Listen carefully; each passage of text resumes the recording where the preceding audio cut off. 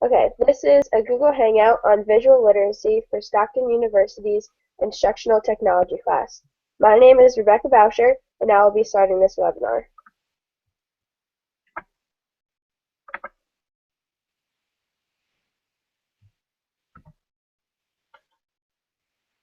Visual literacy is the ability to interpret, negotiate, and make meaning from information presented in the form of an image or printed text. The whole concept of visual literacy is based on pictures and how you can read them, meaning how you interpret them. John Debs originally coined the term visual literacy in 1969. He described it as an ability to see, comprehend, discriminate, and interpret objects and symbols in the environment and use them creatively to communicate with others. Visual literacy is based on four types of visual language, which are body language, object language, sign and symbol language, and abstract language. According to the development theory and research, children must master visual skills before they can even begin to develop verbal skills. Some theorists even argue that visual skills are a necessary foundation for later speech and reading skills. A child looks at the world and is forced to identify objects and make sense of what he or she sees. I'm going to show you a video that happens to be a form of visual literacy, but also tells you why it's important.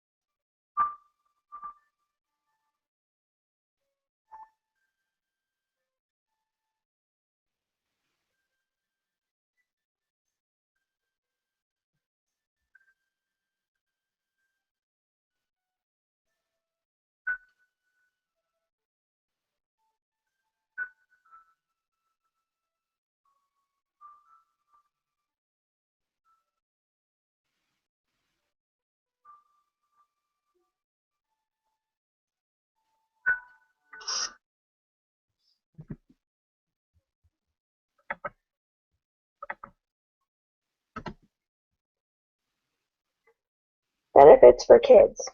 Teaching visual literacy helps kids better interpret art and visual media that they come in contact with.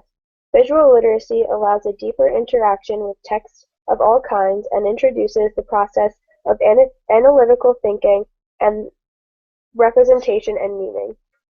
Visual literacy can be incorporated into activities with students of nearly any age, from emergent readers to teens. Rather than only receiving information from an external source, children construct, compose, and interact with material drawn from many stratums. In the classroom.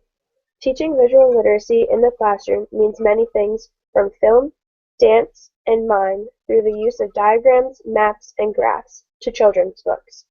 Visual texts can be found in books, the internet, TV, and on tablet devices.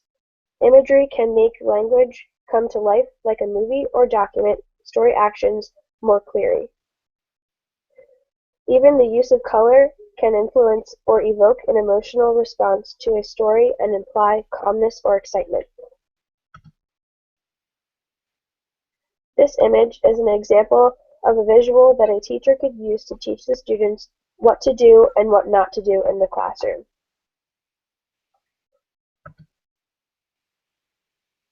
This picture can be used to teach the students the different objects that are in the classroom. So when the kids are playing in the classroom, they know what to call the object.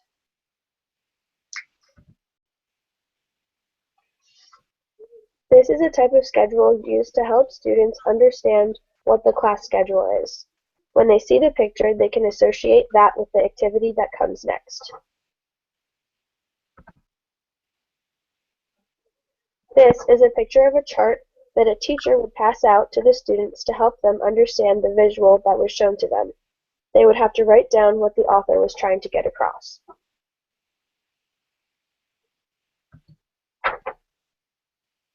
As you can see, there are many types of visual literacy, and teachers can also use programs like PowerPoint, Prezi, and also they can use handheld devices that have apps for different subjects that can help the students learn. In the end, they all help students learn in the classroom.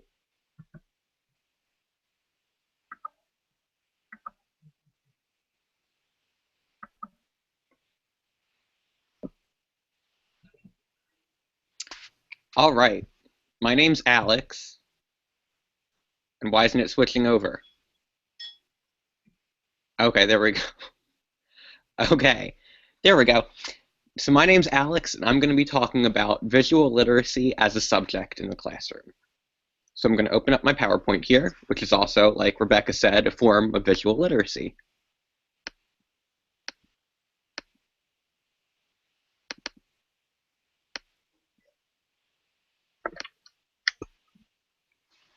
Okay,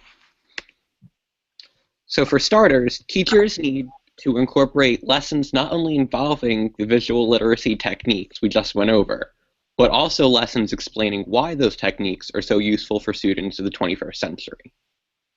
The Common Core state standards have 4 specific standards that involve visual literacy as techniques that students need to learn. They are listed here from edutopia.org. One of the first things that teachers can help students understand with visual literacy is whether the image that they're seeing invokes a positive or negative feeling.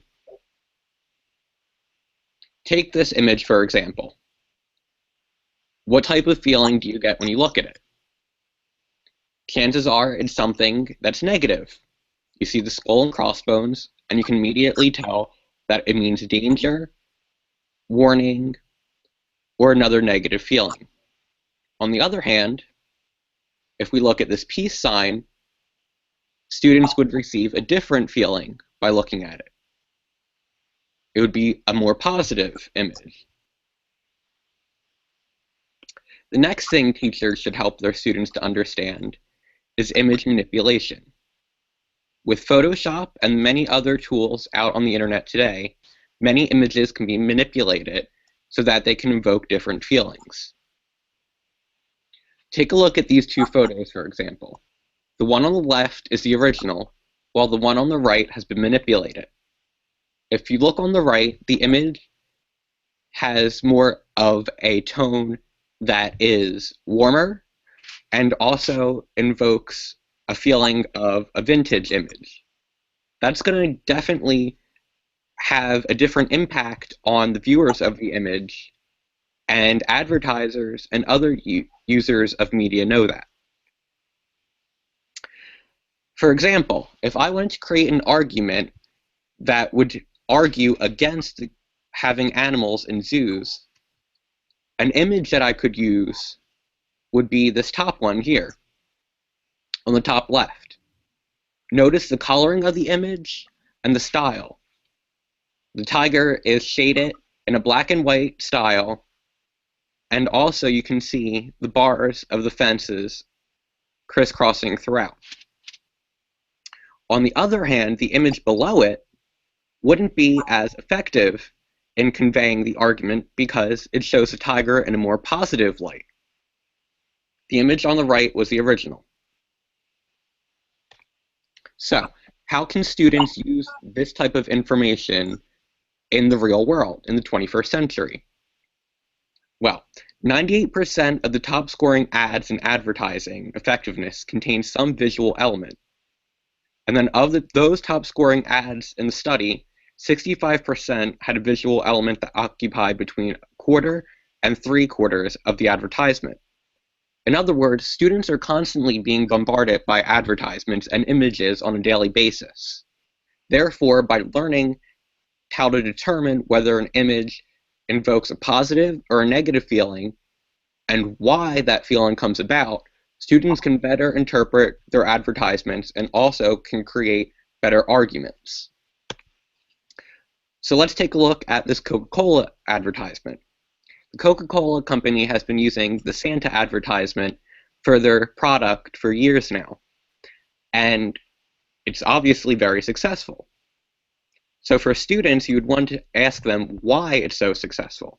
If you look at the coloring, the style, and the camera angle of the image, you can tell that it's something that should invoke a positive feeling, a nostalgic feeling, and overall things that would give a warm, positive emotion. And that's going to help draw in customers to that advertisement to want to buy that product. So, if you need more information in the classroom, you can visit this website, and it'll have a whole entire lesson plan set up for teachers to use to help students interpret visuals in the classroom and also in the real world.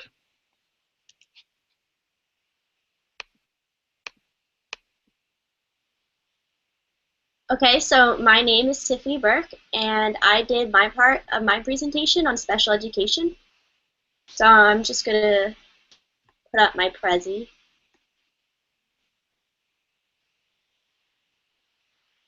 Can everyone see my screen? You're good to go.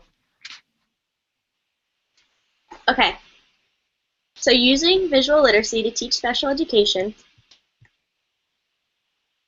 actually I'm going to make that big, opens up a lot of opportunities for the student to learn. There are many different types of disabilities that can benefit from this, but I'm just going to go over a few today. To start with, ADHD. Children with ADHD have trouble focusing, so using visuals in the classroom can help catch the student's attention. For example, high school physics is a very difficult subject for most students, but having ADHD makes the content even harder. Introducing a lesson with a video or pictures is a good way to keep a student with ADHD listening. So here is a good video that you could show your high school physics class. You may have heard physicists describe the moon as being 1.3 light seconds away, or the sun as 8 light minutes away, and thought, what is this nonsense measuring distances with time? But actually, we measure distances using time almost every day. How far is it from your house to the store? About 10 minutes. And how far is it from New York to Boston? About 4 hours. Los Angeles to Sydney? 14 hours. Okay, so this video is 3 minutes long. I'm only going to show you a little bit, but this would be a really good idea to start off your lesson with. It'll catch the student's attention instead of you just trying to describe it yourself. Okay, so also, individuals with ADHD have a hard time with organization. So if teachers could introduce phone apps into the classroom meant for organization, it can really help the students stay up to date with their work. This is an app called Evernote, and it's really cool because you can have notes, you can take pictures and videos, you can make lists, and it will tell you when everything is due, and it's really good. It has great reviews, and once people start using this app, you usually don't stop. And it's a lot better than just using a piece of paper. So yeah. So next I would like to talk about other learning disabilities. Students can have problems with reading, writing, and math. This affects many students, but it has come to many educators' attention that using visuals while teaching is a great way to get your point across. For example, instead of submitting papers, students can create a short film or interactive essays and learn how to communicate through pictures and videos instead of just written language. And usually every time when you ask the students between an essay or a group video project, they will always pick the video project. And this is also a lot better than just using the essay because students learn how to use technology, how to use teamwork, and they're engaged and they're interested. And it's a good way for the students to learn the content of your lesson. And then here's a good math example. Instead of just telling your students, this is greater than this is less than, they can actually see it. They understand why something is bigger than the other something. Okay, so next I would like to talk about autism. Individuals with autism tend to be great visual learners. Teachers often make visual schedules, organize their class through colors, and use a lot of pictures and videos for their class. This benefits all the students in the classroom, but especially students with autism. And there are many results of high motivation in learning, engagement, so it's a really good idea for your classroom.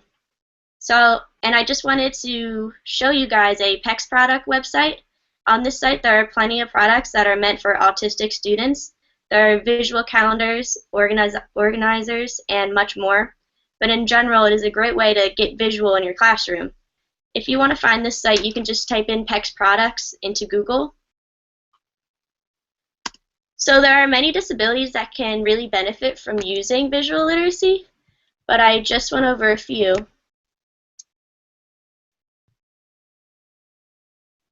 But I think visual literacy is a great way to help students learn that don't usually respond to regular ways of teaching. And that was our presentation, so I hope you liked it.